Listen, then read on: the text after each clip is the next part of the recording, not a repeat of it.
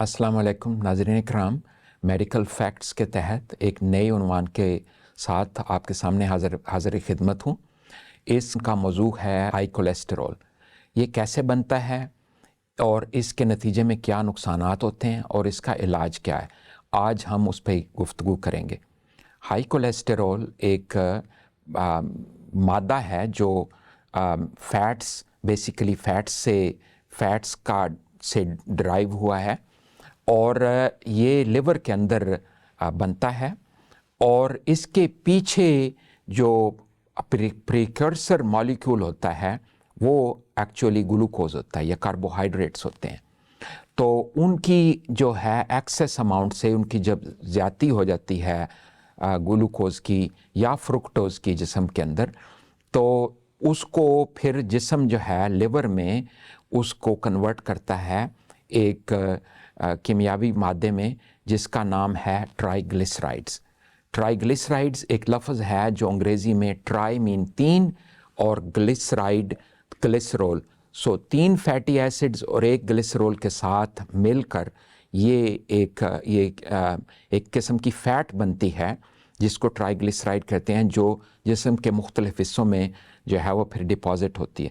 तो लिवर से उसको ख़ास किस्म की प्रोटीन्स लेकर लिवर से निकलती हैं और मुख्तलिफ़ खुलियों की तरफ रवाना होती हैं। वो जो ख़ास किस्म की प्रोटीन्स या जो कैरियर प्रोटीन्स होती हैं या जो कैरियर ट्रांसपोर्ट सिस्टम है उसको VLDL कहते हैं। तो वो ट्राइग्लिसराइड्स जब लेकर उसको ऑफलोड करती हैं आउटसाइड द लिवर दूसरे उज़्व पर, या जिसको हम कहते हैं सबक्यूटेनियस फैट जो जल्द के नीचे होती है एरिया होता है, जब वहाँ पे वो ट्राइग्लिसराइड्स को डिलीवर कर चुकी होती है तो फिर वहाँ से एक जो एक्सट्रैक्ट निकलता है उसको हम कोलेस्टेरोल कहते हैं। और उसमें दो किस्में हैं LDL कोलेस्टेरोल की, एक लार्ज फ्लफ़ी LDL और एक स्मॉल जो LDL होता है। फ्लफ़ी और लार्ज LDL जो है वो उतना ख़तरनाक नहीं जितना स्मॉल LDL है। स्मॉल LDL इसलिए ख़तरनाक है कि वो खून के जो शरियानों के खुलिए हैं उनके अंदर घुस जाता है और वहाँ से प्लेक जो है वो बनना शुरू होता है, जो जिससे फिर ब्लॉकेज का सिलसिला शुरू होता है। इस तरह जो लोगों को स्टेंट पड़ते हैं या बाईपास होते हैं वो उनमें से ये अमल जो है एक हिस्सा होता है। अब जो है जब ये ऑफलोड हो जाए तो उसके बाद फिर HDL होता है जो एक गुड कोलेस्ट्रॉल तस्वर किया जाता है, जो वापस चैनल होता है लिवर की तरफ ताकि दोबारा वो उसमें मेनली प्रोटीन्स होती हैं इसलिए उसको अच्छा कोलेस्ट्रॉल कहा जाता है। वो दोबारा खून के दौरानिए के ज़रिए लिवर की तरफ जाता है ताकि इस प्रोसेस को दोबारा शुरू कर सके। अब इसका क्या इलाज है? आज तक तो इसको मेनली जो है वो एक ख़ास किस्म की दवाइयों के ज़रिए ट्रीट किया जाता था जिनका नाम स्टैटिन्स है। वो उनमें एक दवाई में एक का नाम सिम्वास्टैटिन है, एक का नाम है एटोरवैस्टैटिन और भी एक का नाम है रोज़ुवास्टैटिन। मुख्तलिफ़ किस्म की स्टैटिन्स हैं जो कोलेस्टेरोल को कम करती हैं। लेकिन बदकिस्मती से ये जो स्मॉल LDL कोलेस्टेरोल है इसको स्टैटिन्स उतना इफ़ेक्टिवली ट्रीट नहीं करती और ये ज़्यादा ख़तरनाक हैं। और इसको कम करने का वाहिद इलाज कार्बोहाइड्रेट्स पे कंट्रोल है, जो खुराक है उस पे कंट्रोल है, और एक्सरसाइज है और फास्टिंग है, इंटरमिटेंट फास्टिंग। ये तीन काम अगर हो सकें तो इस पे जो है मौसर तरीके से कंट्रोल किया जा सकता है।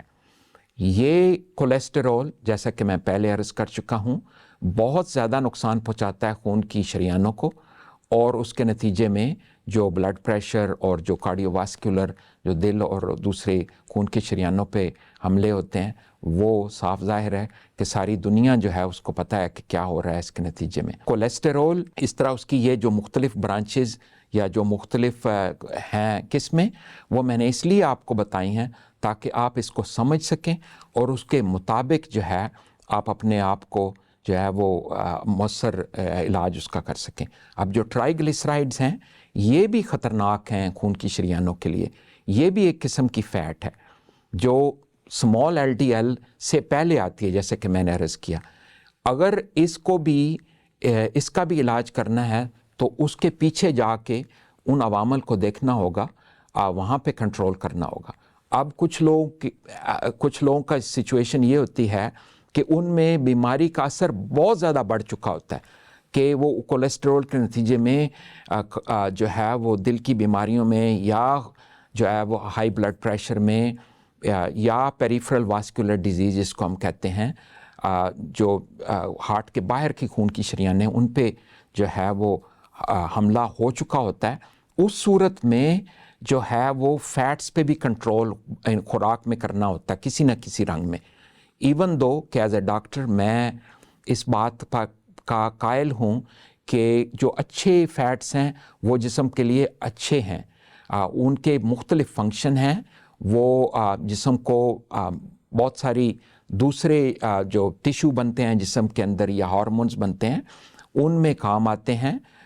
وہ صرف کولیسٹرول نہیں بناتے، ان میں وہ اچھے فیٹس جو ہیں جیسے کہ پچھلے پروگراموں میں بتا چکا ہوں، وہ ہیں مغزیات ہیں، وہ ہیں انڈے، وہ ہے یوگرٹ، دہی، جو دودھ ہے، اس طرح کے جو اچھے فیٹس ہیں وہ جسم میں جو جسم کے لیے مفید ہوتے ہیں۔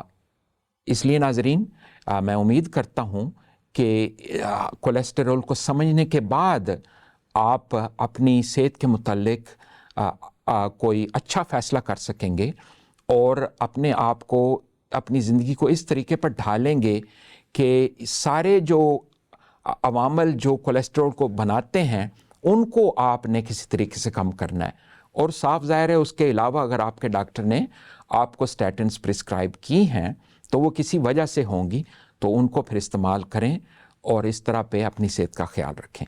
امید ہے کہ آپ اس چھوٹے سے پروگرام سے مستفیض ہوئے ہوں گے۔